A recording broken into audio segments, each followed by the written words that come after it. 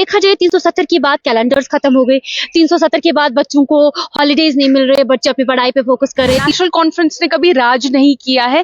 जब भी हमने हुकूमत की है, यहाँ के लोगों के वोट पे हुकूमत की। चुन के किसी को वोट करती है, उसको इलेक्टेड गवर्नमेंट कहते हैं, जो अवाम ने इलेक्ट किया पर होता अब है। लोगों की आंखें खुल गई है, अब लोगों को पता चलता है क्या हो रहा है क्या नहीं हो रहा है। ये पैलेट गन जो है वो महबूबा जी के गवर्नमेंट में आया। बच्चे मर गए क्योंकि उनके पास ब्रिज नहीं है। उनके लिए तो आपकी हुकूमत में भी नहीं था। 70 की बात की ही डेवलपमेंट की बात कीजिए तो लोग इस चीज को काफी ज्यादा एंजॉय करते हैं, तो आपको क्यों कहना है कि ये काला दिन है? ये जब इन बच्चों के लिए नौकरियां ही नहीं है, पढ़ के क्या करेंगे? डेली घड़ियाल में आप सबका खैर मकदम। नाज़रीन, इस वक्त हमारे साथ मौजूद है नेशनल कॉन्फ्रेंस से ताल्लुक रखने वाली स्पोक्स पर्सन इफ्रा जान। इफ्रा जान, खैर मकदम करते हैं आपका घड़ियाल में। थैंक यू आपको और आपके नाजरीन को मेरी तरफ से और नेशनल कॉन्फ्रेंस की तरफ से अस्सलाम वालेकुम। वालेकुम सलाम। मैम, इलेक्शंस आने वाले हैं, किस तरीके से आप इसको देखते हैं? देखिए, इलेक्शंस आने वाले हैं, लेकिन शर्म की बात तो ये है कि ये पार्लियामेंट वाले इलेक्शन है। जो असेंबली के इलेक्शन है वो सुप्रीम कोर्ट ने जबरदस्ती कहा कि इनको इलेक्शन करने के लिए, अदरवाइज इन्होंने इलेक्शन नहीं किए होते। ये इलेक्शन जो है ये बहुत इंपॉर्टेंट होगा, क्योंकि ये एक तरह से जो आर्टिकल 370 हटाया गया, जो अगस्त 5 को हमारे साथ किया गया, लोग अपना जो वोट डालेंगे, उनका वोट सिर्फ पार्टीज, पॉलिटिकल पार्टीज या एमपीज के लिए नहीं होगा। ये वोट जो होगा ये होगा उस अगस्त 5 2019 के काले दिन के लिए। ये उस पे आप वोट डालेंगे। अगर लोगों को लगता है कि 370 हटाने का फैसला सही था, तो लोग बीजेपी या उनकी बी टीम, सी टीम या उनके पुराने अलायंस पार्टनर्स, 2014 के अलायंस पार्टनर्स को वोट देंगे। लेकिन अगर उन्हें लगता है कि ये गलत था, तो यहाँ की आवाम जो है बीजेपी के खिलाफ, जो पार्टीज है बीजेपी के खिलाफ वोट देंगे। नेशनल कॉन्फ्रेंस इतनी बड़ी पॉलिटिकल पार्टी है, कई सालों तक कश्मीर पर राज भी किया, तो आपको लगता है कि लोग आपको सपोर्ट करेंगे? क्योंकि कई सारे इल्जामात जो है आप लोगों पर आयद है कि पैलेट्स एनसी ने लाए, हड़ताल एनसी ने करवाए, जितने भी 2010 का हड़ताल है वो भी एनसी की बदौलत हुआ, या बाकी हड़ताल जितने भी कश्मीर में है वो एनसी की वजह से हो गए। उसके बावजूद भी जो इल्जामात आप लोगों पर आयद किए गए हैं, आपको लगता है कि उसके बावजूद भी लोग आप लोगों को सपोर्ट करेंगे? पहली बात तो आपने कहा नेशनल कॉन्फ्रेंस ने राज किया है। नेशनल कॉन्फ्रेंस ने कभी राज नहीं किया है। जब भी हमने हुकूमत की है, यहाँ के लोगों के वोट पे हुकूमत की है। 23 इयर्स नेशनल कॉन्फ्रेंस हुकूमत में रही है। यहाँ की आवाम की वोट पे हुकूमत में बनाई है। गवर्नर के रूल को राज कहते हैं, क्योंकि किसी ने एक वोट नहीं दिया।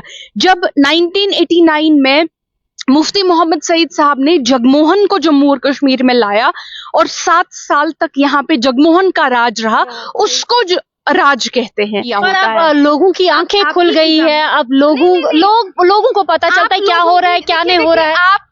आप लोगों की, अगर लोग जो हैं वो हमारी रैलीज में हजारों की तादाद में आते हैं, बीजेपी की तरह हमको लोगों को पैसे देके रैली में नहीं लाना होता है। तो लोगों की, जब आप बोलते हैं आंखें खुल गई, जहां तक पैलेट गन की बात आती है, पैलेट गन जो है वो महबूबा जी के गवर्नमेंट में आया। और मैं आपको बरखा दत्त के साथ इंटरव्यू शेयर करवाऊंगी सजाद लोन साहब का, जहां सजाद लोन साहब ने कहा कि नहीं, हमको ये इस्तेमाल करना पड़ रहा है, ये नॉन लीथल है। 370 को आपने काला दिन बताया, क्योंकि आपने बताया कि ये उसका जवाब रहेगा, ये इलेक्शंस उसका जवाब रहेगा। लेकिन अगर देखा जाए 370 के बाद कैलेंडर्स खत्म हो गए, 370 के बाद बच्चों को हॉलीडेज नहीं मिल रहे, बच्चे अपनी पढ़ाई पे फोकस कर रहे, 370 के बाद कश्मीर में कई सारी डेवलपमेंट्स देखने को मिली, उस चीज को आप कैसे देखते हैं? गंडबल में, यहाँ से जहां पे आप खड़ी हैं मैडम, यहाँ से मुझे लगता है 2 किलोमीटर दूर हमारे बच्चे मर गए क्योंकि उनके पास ब्रिज नहीं है। उनके लिए तो आपकी हुकूमत में भी नहीं था। 2017 में ब्रिज कमीशन हुआ था। 2 ब्रिजेस की बात हो रही है। जो नेशनल कॉन्फ्रेंस के वक्त ब्रिज हुआ था वो से 1 किलोमीटर दूर है, वो बना था। जो डेवलपमेंट आपने टूरिस्टों के लिए की है, जो डेवलपमेंट आपने G20 वालों के नया कश्मीर के तमाशे के लिए की है, क्या वो डेवलपमेंट है? आज 30-35% जो हमारे नौजवान हैं वो बेरोजगार हैं, क्या ये डेवलपमेंट है? आज कोई फेसबुक पोस्ट नहीं लिख पाता है क्योंकि उसको पता है उठा के शाम को PSA लगा देंगे या UAPA लगा देंगे। अब तो UAPA लग रहा है हर किसी पे, वो डेवलपमेंट है?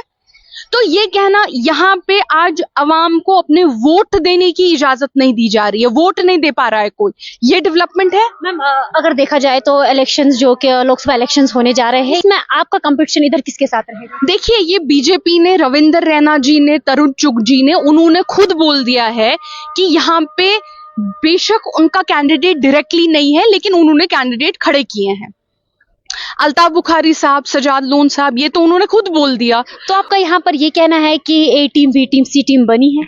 मैं नहीं बोल रही हूँ ए टीम, बी टीम, सी टीम बनी है, बीजेपी खुद बोल रही है ए टीम, बी टीम, सी टीम बनी है।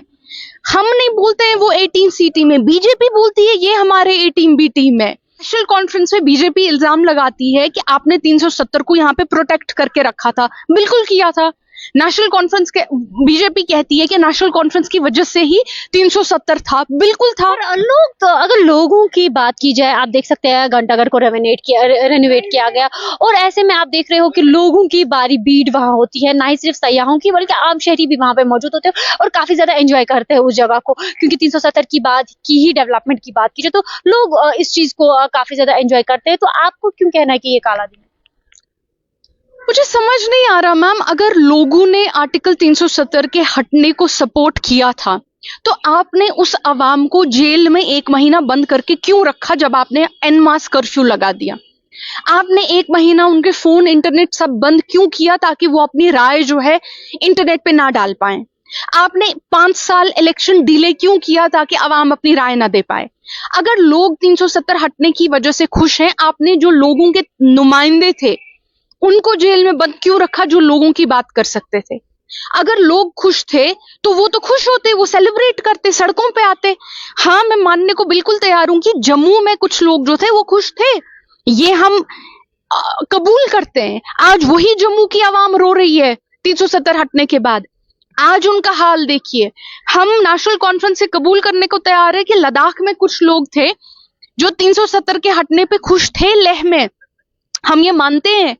आज लेह का हाल देखिए, पिछले 2 महीने से सड़कों पे माइनस टेम्परेचर में वो प्रोटेस्ट कर रहे हैं और कोई उनके पास नहीं जाता है, कोई फोन तक नहीं उठाता है उन लोगों का। हड़ताल नहीं होते हैं, बच्चे स्कूल जाते हैं क्योंकि बच्चों का बच्चा जो है हमारी मैम, क्योंकि अगर बच्चों की बात की जाए तो क्योंकि वो हमारा कल है, जब बच्चे स्कूल जाएंगे, पढ़ेंगे लिखेंगे तो कुछ आगे बनेंगे। जब हड़ताल होगी तो बच्चे क्या करें? नेशनल कॉन्फ्रेंस या हरगिज, जब तक नेशनल कॉन्फ्रेंस का आखिरी वर्कर जिंदा है, जब तक हम जैसे आखिरी वर्कर जिंदा है, तब तक हम इस बात की गुहार लगाते रहेंगे कि कश्मीरी अवाम कभी 370 हटने से खुश नहीं हुई। क्या ये बात सच है या नहीं है, इसका जवाब नेशनल कॉन्फ्रेंस ऊपर देगी। हमें अपनी कब्रों में इसका जवाब देना है। सवाल आपसे, अब आपका सवाल कि बच्चे जो हैं, मुझे बताइए, जब इन बच्चों के लिए नौकरियां ही नहीं है, पढ़ के क्या करेंगे?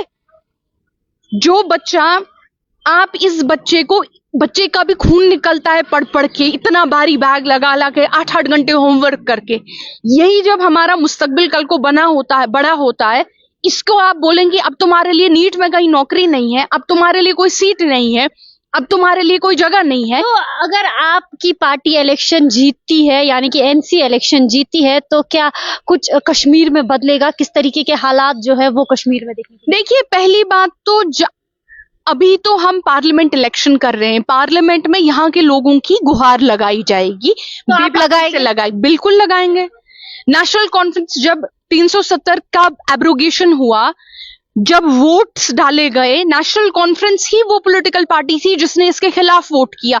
बेशक हमारे 3 ही वोट थे, लेकिन कम से कम रजिस्टर तो किया अपना प्रोटेस्ट। जो उस वक्त पीडीपी के 2 एमपी थे मैम, 2 एमपी थे पीडीपी के, एक लावे साहब थे और एक दूसरे फयाज मीर साहब थे।